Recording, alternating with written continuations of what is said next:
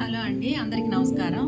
ఈరోజు పిల్లలకి ఎంతో ఇష్టమైన జామకాయ జామ్ చేస్తున్నానండి. మన ఇంట్లోనే హెల్తీగా చేసుకుందాము. దీనికి నేను 6 జామకాయలు తీసుకున్నానండి. ఇవి కట్ చేసుకొని కుక్కర్లో ఉడకబెట్టేసుకుందాము.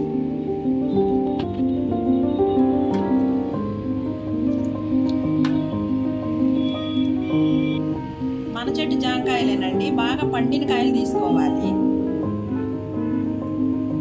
తీయగా ఉంటాయండి, చాలా తీయగా ఉంటాయి కాయలు. షుగర్ కూడా అంత ఎక్కువ పట్టదు. ముక్కలు కట్ చేశానండి. ఇప్పుడు కుక్కర్లో వేసేసుకుందాము. 2 విజిల్స్ రానిద్దామండి మీడియంలో పెట్టుకొని. చల్లబడిపోయిన తర్వాత మిక్సీ పట్టేద్దాం. వాటర్ వచ్చేసి 1/4 కప్పు పోస్తున్నానండి. ఇది పిల్లల గురించి కదండి, పిల్లలు చాలా ఇష్టంగా తింటారని చెప్పాను కదా. ఫుడ్ కలర్ వేస్తారండి కొంచెం మంచి కలర్ రావడానికి. కాకపోతే నేను ఫుడ్ కలర్ అవాయిడ్ చేసి నేను బీట్రూట్ కట్ చేసి వేస్తానండి.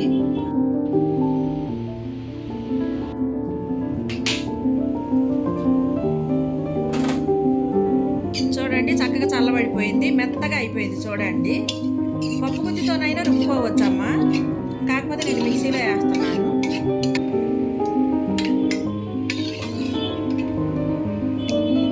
కలర్ కూడా చూడండి ఎంత బాగా వచ్చిందో. ఇప్పుడు ఇది ఫిల్టర్ చేసుకుందాము, ఎందుకంటే గింజలు ఉంటాయి కదండి, అందుకు ఫిల్టర్ చేసుకుందాము.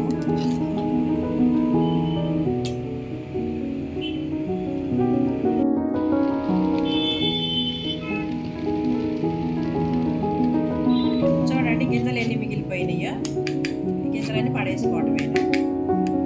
ఇప్పుడు చూడండి, కప్పుతో కొలుసుకుందాము ఇది ఎంత అవుతుందో. దాని ప్రకారం షుగర్ వేసుకుందామమ్మా. మీ ఇష్టం, తీపి ఎక్కువ తినగలిగిన వాళ్ళు ఉంటే ఎక్కువ వేసుకోండి. నేనైతే తక్కువ తింటాను కాబట్టి తక్కువే వేస్తాను నేను షుగర్. ఇది 1.5 కప్పు అవుతుందమ్మా. ఇది 1 కప్పు అయింది కదా, ఇది 1.5 కప్పు. 1.5 కప్పుకండి 1.5 కప్పు షుగర్ వేసుకుంటారు కొంతమంది అయితే. నేనైతే అంత వేయను, మేము తినం కాబట్టి. ఇదిగోండి ఇంత షుగర్ వేస్తున్నాను. కప్పు కొంచెం తక్కువే వేస్తున్నాను నేను. మీరు కప్పుకి 1.5 కప్పు అయింది కదమ్మా, 1.5 కప్పున్నర వేసుకోండి మీ ఇష్టం అయితే. లేదంటే కప్పు అయినా సరిపోతుంది, కరెక్ట్గా సరిపోతుంది తీపి తక్కువ తినేవాళ్ళకి. కొంచెం నిమ్మకాయ పిండుతున్నాను.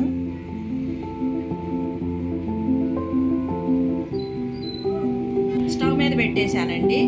ఇప్పుడు ఇది బాగా దగ్గరకు అయ్యే వరకు మనం ఇలా తిప్పుకుంటూనే ఉండాలి. ఒక 25 నిమిషాలైనా ఇలా తిప్పుకుంటూ ఉండాలమ్మా. మీడియంలోనే పెట్టుకోవాలమ్మా. మీడియంలోనే పెట్టుకొని ఇలా తిప్పుకుంటూ ఉండాలి.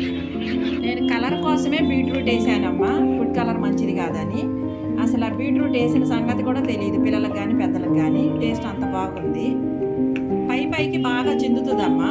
అందుకు ఇప్పుడు కొంచెం మూత పెట్టేసుకుందాము, సిమ్లో పెట్టేసి. 10 నిమిషాలు అయిపోయింది, ఇంకొక 15 నిమిషాలైనా పెట్టుకోవాలి. మధ్యలో తిప్పుకుంటూ ఉండండి. జామకాయ జామ్ రెడీ అయిపోయిందమ్మా.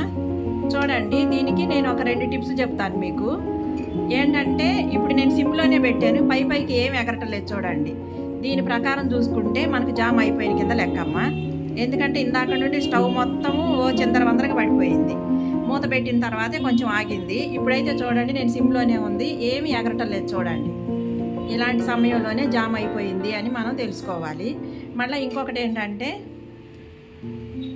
ఇలాగ ప్లేట్లో పోస్తాను కదా, అలాగే నిలబడిపోతుంది. అటు ఇటు ఏమి స్ప్రెడ్ అవ్వదు, ఇలాగే నిలబడిపోతుంది.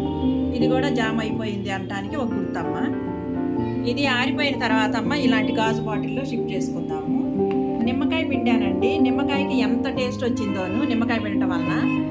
కొంతమంది అయితే వెనిగర్ కూడా వేస్తారు. వెనిగర్ కన్నా నిమ్మకాయ పిండటం మంచిది కదా అని నేను నిమ్మకాయ పిండాను. పిల్లలు చాలా ఇష్టంగా తింటారండి ఇది మాత్రం. ఇప్పుడు నేను బ్రెడ్కి రాసిస్తున్నాను.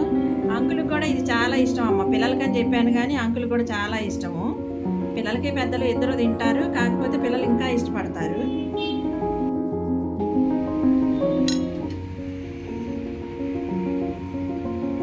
ఈ జామ్ అయితేనమ్మ బ్రెడ్తో తినొచ్చు, మళ్ళీ పూరీతో కానివ్వండి, చపాతీతో కానివ్వండి. రుచి చాలా బాగుంటుందమ్మా ఈ మూడిటితో తింటే, ఈ జామ్ని వేసుకొని. ఇప్పుడు అంకులకి ఇస్తాను, టేస్ట్ ఎలా ఉంటుందో చెప్తారు అంకుల్. చూడండి, టేస్ట్ చేసి చెప్పండి ఎలా ఉందో. ఎలా ఉంది? చాలా బాగుంది, సూపర్. చల్లబడిపోయిందండి, బాటిల్లో పెట్టేస్తున్నాను.